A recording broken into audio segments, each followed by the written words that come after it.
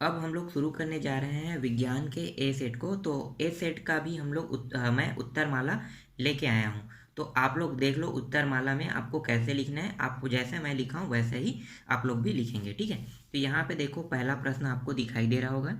तो ये पहला प्रश्न का उत्तरमाला, इसमें वस्तुनिष्ठ प्रश्न है।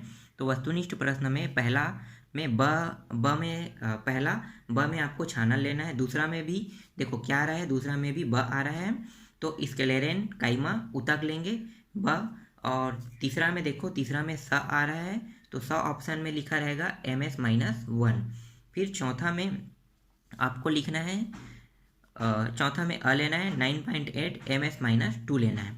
फिर पांचवा में देखो, पांचवा में आपको ब लेना है ऑप्शन में और उसमें बैक्टीरिया लिखना है, ठीक है। तो इसी तरह से आप उत्तरमाला तैयार करना, ठीक है। आगे बढ़ते हैं उत्तर क्रमांक 2 की ओर। तो उत्तर क्रमांक जो 2 है उसमें देखो उत्तर क्रमांक 2 रिक्त स्थान है। तो रिक्त स्थान में पहला में Na आएगा, दूसरा में रिक्त स्थान में रदरफोर्ड आएगा। फिर तीसरा जो प्रश्न है उसमें रिक्त स्थान में कोशिका आएगा। चौथा जो है उसमें द्रव्यमान आएगा और पांचवा जो है उसमें 75% आएगा। तो ये सारे रिक्त स्थान का आंसर है। फिर आगे देख लेते हैं प्रश्न क्रमांक 3 को। तो यहाँ पे देखो प्रश्न क्रमांक 3 लेके आए हैं हम लोग। ये अभी तक सही जोड़ी नहीं मिला है, ठीक है। तो इसे हमें सही जोड़ी मिलाना है। तो यहाँ पे समझो और थोड़ा सा मिला भी लो, ठीक है। तो यहाँ पे देखो टिंडल प्रभाव, टिंडल प्रभाव किस में आएगा, तो टिंडल प्रभाव आएगा डी में, ठीक है। तो आप यहाँ से मिला लो डी में, तो ये होगा कोलाइडी विलयन आएगा, ठीक है। टिंडल प्रभाव का होता है कोलाइडी विलयन। फिर कोशिका का पावर हाउस किसे कहा जाता है, तो ये आप सभी को पता होगा। तो कोशिका का पावर हाउस माइटोकांड्रिया को कहा जाता है। फिर एक अश्वशक्ति मतलब एक हार्स पावर कितना होता है, तो कितने वाट देता है। तो यहाँ पे देखो वाट से संबंधित ये वाला प्रश्न है, तो इसका आएगा ए में आएगा, ठीक है, 746 वाट्स। फिर एड्स कौन सी बीमारी के कारण फैलता है, तो HIV के कारण। तो यहाँ पे देखो HIV सी में है। फिर ग्रीन हाउस गैस क्या होता है, कार्बन डाइऑक्साइड के कारण ग्रीन हाउस उत्सर्जन होता है, ठीक है। तो ये इस तरह से इसका आंसर रहेगा, ठीक। सभी का यहाँ पे मैच हो गया। उसके बाद आगे देखते हैं प्रश्न क्रमांक 4 को। तो प्रश्न क्रमांक 4 में आपको एक शब्द में उत्तर देना है। तो पहला का जो उत्तर रहेगा वो है सोडियम कार्बोनेट, ठीक है। तो Na2CO3 आपको लिखना है। दूसरा में आएगा, दूसरा में वहाँ पे परमाणु के केंद्र में पूछा गया था, ठीक है। तो परमाणु के केंद्र में एक तो न्यूट्रॉन पाया जाता है और एक प्रोटॉन पाया जाता है। तो यहाँ पे मैंने दोनों को लिख लिया है, ठीक है, न्यूट्रॉन और प्रोटॉन। न्यूट्रॉन उदासीन होता है और प्रोटॉन जो है उसमें जितना आवेश इलेक्ट्रॉन में पाया जाएगा उतना प्रोटॉन में होता है, ठीक है। तो ये न्यूट्रॉन प्रोटॉन आप दोनों लिख लेना क्योंकि दोनों पाया जाता है।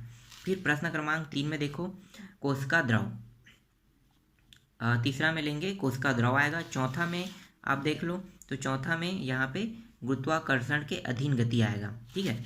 और पांचवा में जो है ये E=1/mv², ठीक है। तो ये आपको पांचवा में लेना है, पांचवा में, ठीक है। इसके बाद देख लेते हैं उत्तर क्रमांक 5वां। तो हम उत्तर क्रमांक 5वां में देख लेते हैं आपको क्या लिखना है, ये लिखना है, ठीक है। उत्तर क्रमांक 5वां का आंसर आपको इस प्रकार से लिखना है। तो क्या लिखा हुआ है, ऐसे पदार्थ जिनमें मौजूद सभी कण समान रासायनिक प्रकृति के होते हैं शुद्ध कहलाते हैं। एक शुद्ध पदार्थ एक ही प्रकार के कणों से मिलकर बना होता है। जैसे उदाहरण में क्या है, वसा और दूध है, ठीक है। तो इस तरह से ये प्रश्न क्रमांक 5वां का आंसर हो गया। उसके बाद यहाँ पे देखो प्रश्न क्रमांक 6वां का आंसर। तो आपको प्रश्न क्रमांक 6वां के आंसर में ये वाला उत्तर आपको लिखना है, ठीक है। ये प्रश्न क्रमांक 6वां का आंसर है। इसके बाद देख लेते हैं अगला प्रश्न। तो प्रश्न क्रमांक 7 में आपको लिखना है चाल और वेग में अंतर है ना, तो चाल और वेग वाला है। तो प्रश्न क्रमांक 7 में आपको पूरा ये लिखना है, यहाँ पे देखो, ठीक है। तो आपको ये पूरा लिखना है। मैं यहाँ पे सेटअप कर देता हूँ, एक ही बार में आ जाए इस तरह से, ठीक है। तो ये वाला आपको चाल और वेग में अंतर में ये पूरा प्रश्न आपको लिखना है। उसके बाद देख लेते हैं उत्तर क्रमांक 8 को। तो ये उत्तर क्रमांक 8 में आपको लिखना है गति का प्रथम नियम, ठीक है। तो गति का प्रथम नियम में आपको ये वाला लिखना है, ठीक है। आपको पूरा दिखाई दे रहा होगा। तो ये है गति का नियम। फिर उत्तर क्रमांक 9 में आपको लिखना है, सेम ऐसे ही लिखते जाना है।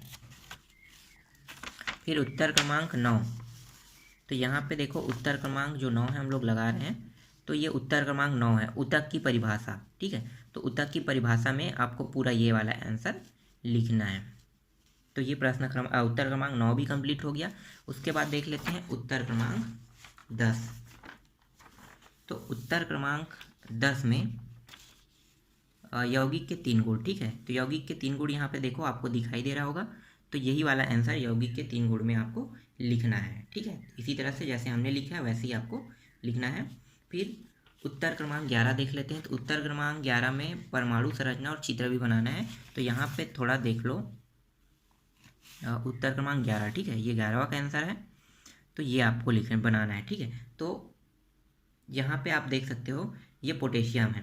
पोटेशियम के परमाणु क्रमांक कितना होता है, 19 होता है। और परमाणु संरचना हम लोग बना रहे हैं, यहाँ पे देखो आपको चित्र दिखाई दे रहा है। तो पहले कक्ष में यहाँ पे देखो पहला कक्ष ये है, दूसरा कक्ष ये, तीसरा और चौथा। तो पहले में 2 इलेक्ट्रॉन, फिर 8 इलेक्ट्रॉन, फिर 8, फिर 1। तो इलेक्ट्रॉनों की संख्या हमने यहाँ पे लिख दिया है, ठीक है। और ये चित्र किसका है, पोटेशियम का। तो पोटेशियम के परमाणु क्रमांक कितना होता है, 19, ठीक है। तो ये चित्र आपको बनाना है, इस तरह से आपको लिखना है। फिर 12वां प्रश्न देख लेते हैं। तो 12वां प्रश्न का उत्तर आपको ये दिखाई दे रहा है, ये वाला आंसर 12वां प्रश्न का उत्तर में आपको लिखना है। तो ये 12वां का आंसर है। फिर देख लेते हैं प्रश्न क्रमांक उत्तर क्रमांक 13, ठीक है। तो उत्तर क्रमांक 13 में आपको ये वाला आंसर लिखना है। तो ये उत्तर क्रमांक 13 का आंसर है, ठीक है। उसके बाद देख लेते हैं उत्तर क्रमांक 14 को। तो उत्तर क्रमांक 14 में आपको ये वाला आंसर लिखना है। यहाँ पे मैं पूरा दिखा देता हूँ, सेटअप हो जाएगा। हाँ ठीक है, हो गया। तो ये उत्तर क्रमांक 14 का आंसर है। तो ये वाला आंसर आपको उत्तर क्रमांक 14 में लिखना है। फिर उत्तर क्रमांक 15 में, तो उत्तर क्रमांक 15 में आपको ये वाला आंसर लिखना है, ठीक है। तो ये भी आपको दिखाई दे रहा होगा, तो ये उत्तर क्रमांक 15 का आंसर है। इसके बाद जो बाकी है उसको हम लोग अगले पार्ट में देखेंगे, ठीक है। तो ये जो इस वीडियो के लिंक में, इसका डिस्क्रिप्शन में अगले पार्ट का लिंक लगा रहेगा, तो आप वहाँ से देख सकते हैं।